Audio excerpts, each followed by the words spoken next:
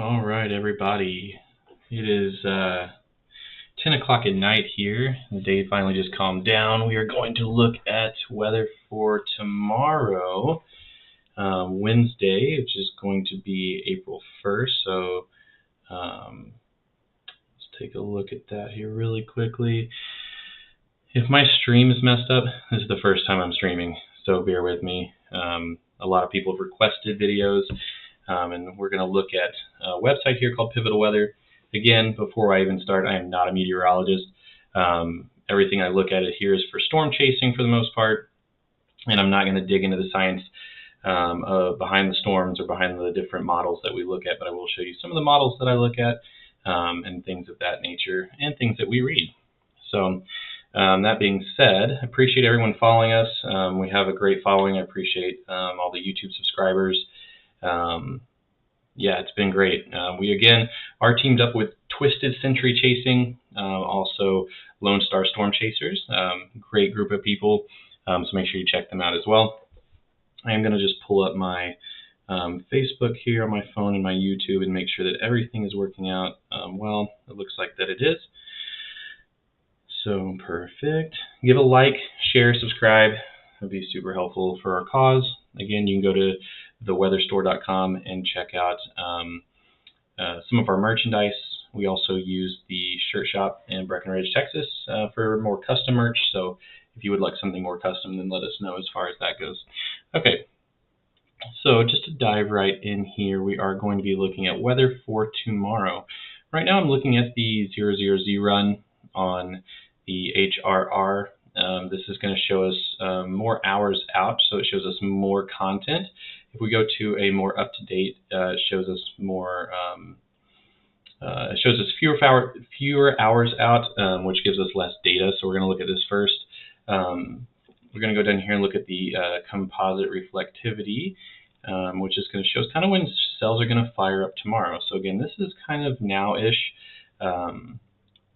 But let's take a gander at tomorrow. So if we travel in time here, and again, all of these models are what could happen, not that it's going to happen. So take that with a grain of salt. Looking at weather is random. We can put a lot of products together and look at things like that that give us a good idea of what might happen. And we know that there's going to be rain. We know there could be hail, strong winds. But saying exactly where a tornado is going to happen or where a large hail is going to happen is just not. That's why there's tons of researchers out there, meteorologists, that do this type of thing to kind of figure out when that's going to happen. But we will show you kind of a rough estimate of what's going to happen tomorrow. So we move this along to tomorrow. So this right here is 6 p.m. tomorrow. And so this is going to be, further out west. This is up by Childress, Vernon, Altus, Oklahoma, moving north up here. And what we're looking at is a bunch of little isolated cells here that are actually lining out. And the lining out, see, this is an isolated cell. So when storms produce tornadoes, and isolated, getting more energy, things of that nature is what you'd be looking at. But as far as for tomorrow for the public, we're going to be looking at this line right here. And upon initiation is when the more severe storms will be. And we're going to watch this kind of as they move into the Metroplex. This is 7 p.m. So here's the Metroplex right here. I wish I had like a little pen or something to put on there. We're going to have the storms. So again, we'll start here 7 p.m., 8, 9, 10, 11, 12, 1 a.m., 2 a.m., and as you can see through the morning. So what's good about this, though, is that, again, this is just a model run that shows what could happen. So it shows that super strong storms, we can see hail cores on them, really well-defined supercells. Not even supercells, just some of these could produce supercells, but again, we can't tell from this. This is an HR model that just shows, again, a little bit in the future. But as it moves through, it does start to weaken as it starts getting into the Metroplex. And again, this will be overnight. So we will just have to kind of watch through these overnight. Again, these could produce hail, strong winds, and maybe an embedded spin-up tornado. We will look here down at our severe weather. And again, this shows us like surface-based wind speeds up to 500 millibars, which is, again, I don't want to get too much into that because I know that kind of confuses a lot of people that watch the storm chasing streams. But if we were going to do more storm chasing looking materials, we would go through here. But as far as models, that's that. We'll look at the SPC and read that with y'all. So this is the day 2 4 panel. And again, this is from the Storm Prediction Center.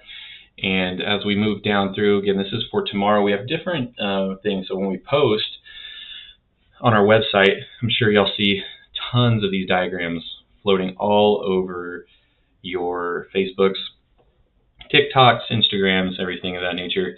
So these show the different severities. This is, again, the categorical look.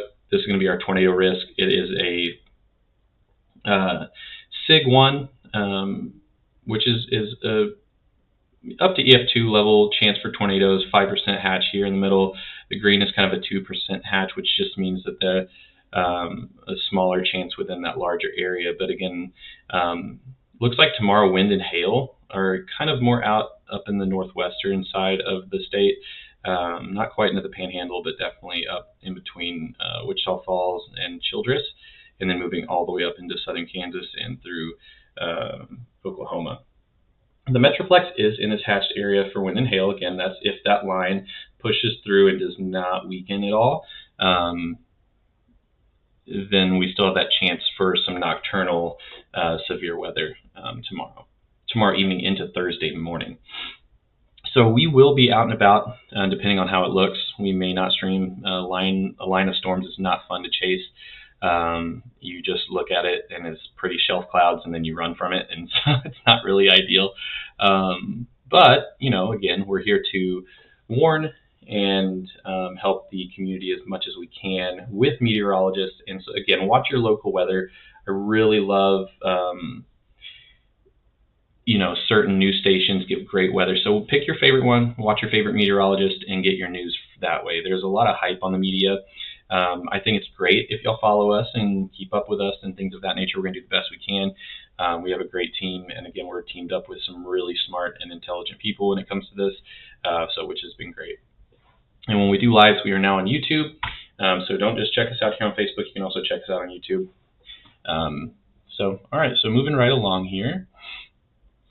All right, so these are our different models, and I would like to just read kind of what this is going. So the summary for tomorrow is severe thunderstorms are likely across the southern and central plains on Wednesday afternoon and evening. Severe wind gusts, large hail, and a few tornadoes are primary concerns. Isolated strong to severe storms are possible over parts of the Ohio Valley into the mid-Atlantic. So for the southern plains here, though, again, this is a lot of weather jargon here, which not everyone is going to understand, which is perfectly fine. I have my moments. But to sum it up, basically, there is going to be this dry line that's going to be moving through here, which means there's going to be less moisture over here and a lot of moisture over here, and there's a line, and that's kind of where you have these southerly winds moving and easterlies, and they kind of create a convective force that creates all these storms that can fire up that line that you saw. So again, it's warm, cool, dry versus moist air, and that's kind of like storm initiation with ground heating in the afternoon. So when we were looking to see that during the diurnal heating and parcel residence time along the dry line, this is going to promote scattered storms developing into the 20 to 00Z. And again, 00Z is just 7 o'clock Central Time. So again, and if anybody posts on here and I'm saying something incorrectly, I'm more than happy to be educated. Just doing the best I can to be supportive. I'm not hyping up anything, just trying to be informative for people the best I can. I have been chasing storms and been a weather nerd since about 2011. So I've been doing this for quite a while. But again, always room to learn in any field. I'm also an emergency room nurse. And again, I know that learning is half the battle. So feel free to comment on here and correct anything. But Yes, this is for tomorrow, April 1st. So hey Trevor, hey Pedro, thanks for joining in and keeping an eye on this. So how does Abilene look for tornadoes tomorrow? So Abilene is going to be in this 5% hatch area for tornadoes. So again, if we go back to our models and we're looking at our HRR, again, this is a run that could be correct, it could be not correct, but it gives us a rough estimation of what tomorrow's going to look like. So Trevor, again, thanks for watching us. And if we're looking at tomorrow, we know that Abilene is this area, general area here. So when we start looking at tomorrow, we see that line of storms firing up and just kind of moving through. So it looks like Abilene's going to be getting could possibly get some of the heavier parts of it right around between 8 and 9 o'clock Central Time. As far as tornado chances, again, with these lines, they're also called QLCSs, so quasi-linear convective system. And sometimes in those QLCSs, there could be what you look for if you want looking for really damaging winds of these bowing effects, which I don't see any really strong bowing effect on this. But you could get embedded spin-ups. And so again, we can't say specifically where a tornado will be or can't be, but definitely having a phone next to you while you're sleeping to make sure that you have your weather app, whatever you use to give you notifications. If you bought a little weather station for your house that gives you notifications, or also just keeping your favorite news station on to keep up with warnings and alert systems, because the best thing you can do is to be alert and aware during this season. Joke that we like to make is don't sleep naked in Texas, because you're going to have to probably get up in the middle of the night if something does happen. So trust your tornado alarms. If you hear them going off, just go ahead and take cover, centermost part of your house, safe away from windows and anything that could fall on your head. It's very important not to be near windows or the corner of your house. You want to be central location. So as far as Abilene, looks like you could get hit with some more, again, possible hail, rain, strong winds in these lines, but I don't see any bowing effects. And again, this is forecasting based off an HR model, which is predictions. So it doesn't mean that that is what will happen. This is putting together a picture based on a lot of different things. Humidity, temperature, dew points, wind, speed, direction, shear, all kinds of things that go into this. So again, we'll update more tomorrow. We just wanted to get one of our first live streams in tonight with this so people can check this out before tomorrow. As far as tonight goes, yeah, not too concerned for the Metroplex, but we will be watching this line of storms kind of push its way through the Metroplex tomorrow. And again, just want to appreciate everyone watching, sharing, and liking us. We are in this more, not to say that we are meteorologists, but to help and assist with people to give them, more of a chance to prepare for the weather and also have a fun stream to watch, but also assist if any damage or things come through the area. We just want to be local support. So I do appreciate y'all, and we're trying to do this as professionally as possible. We do have EMS and paramedics and firefighters on our team. So just a really good group here. So one thing that we could talk about is the temperatures being very warm and having a fewer cloud cover and lots of sun and dry